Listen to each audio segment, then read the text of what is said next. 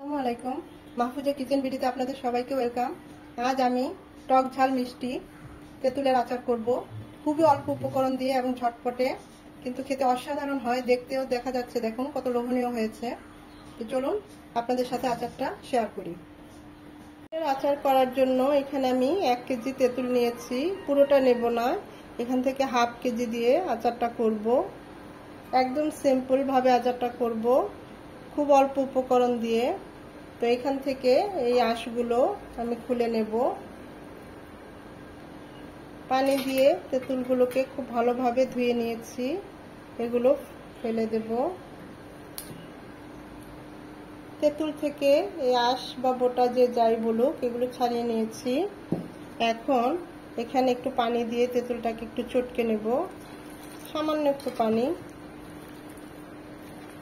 তেঁতুলের আচার করার জন্য অবশ্যই এরকম পাকা তেঁতুল বেছে নেবেন।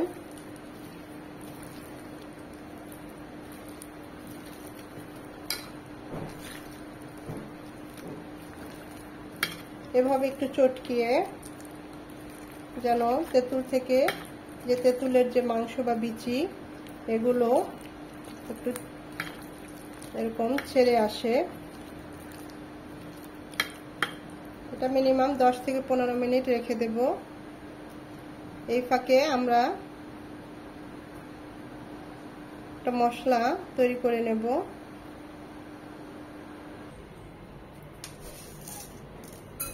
এখানে আমি 2 চামচ 5 ফোড়ন হালকা করে একটু ভেজে নেব।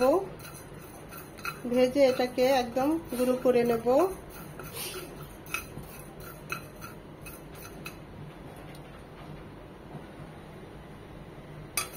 খেয়াল রাখতে হবে 5 ফোড়নটা যেন পুড়ে না যায়।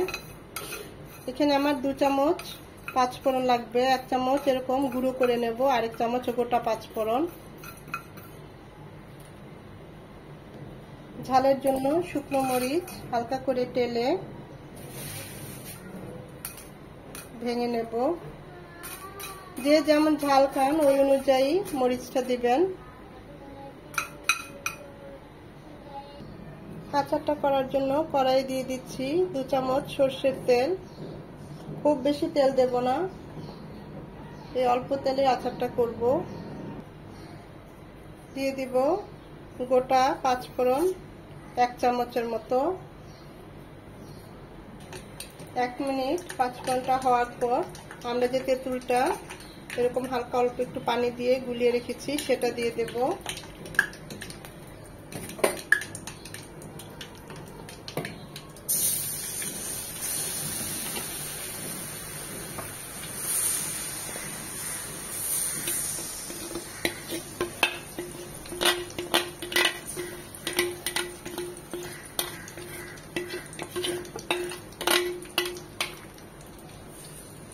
এখন এই তেলের মধ্যে তেঁতুলটাকে একটু ভেজে নেব, কারণ এখানে আমরা একটু পানি দিয়েছি, যেন পানিটা শুকিয়ে যায়।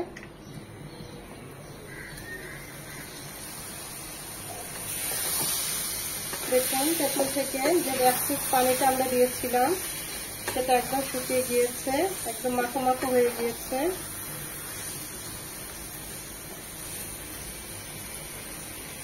এখন এখানে আমরা দিয়ে দিব 1 বাটি 1 কাপ ঝোলা গুড়।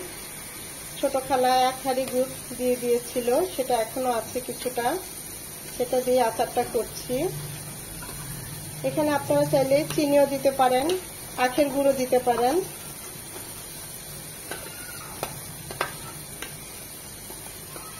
ঝোলা গুড় খেজুরা গুড়ের ফ্লেভারই আলাদা।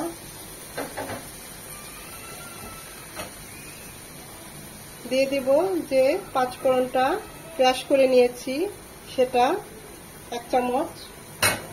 যেহেতু আমি গোটা 5 ফোড়ন দিয়েছি 1 চামচ, তাই ক্রাশটাও 1 চামচ দিলাম।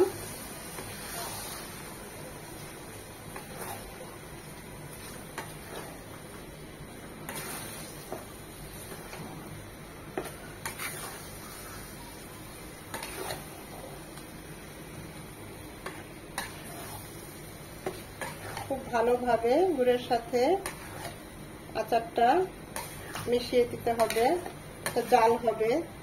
3 থেকে 4 মিনিট।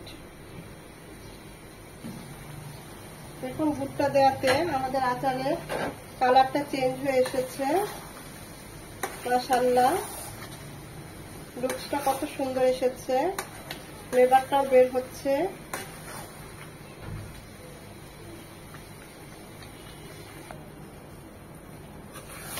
এখন চুলার হিট একদম লো হিটে রাখবো, কারণ আমাদের গুড়টা তেঁতুলের মধ্যে ঢুকবে আর আচারটা তখন এরকম মিষ্টি মিষ্টি হবে। যেহেতু এটা টক ঝাল মিষ্টি, তাই এখানে এখন দিয়ে দেব স্বাদ মতো লবণ, দিয়ে দেব যে আমরা মরিচটা টেলে চিলি ফ্লেক্স করেছি সেই মরিচটা। ঝালটা আপনাদের পছন্দ অনুযায়ী।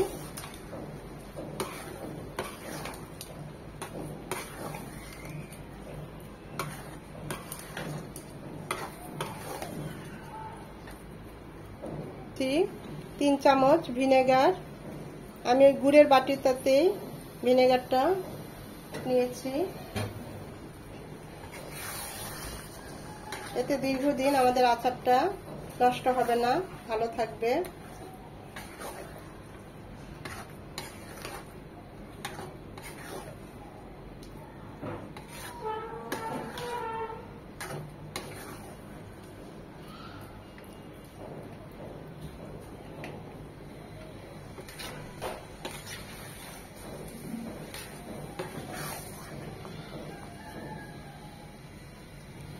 আমার কাছে মনে হয়েছে আর একটু লবণ লাগবে, আমি টেস্ট করেছিলাম, তাই আর একটু লবণ দিয়ে দিলাম।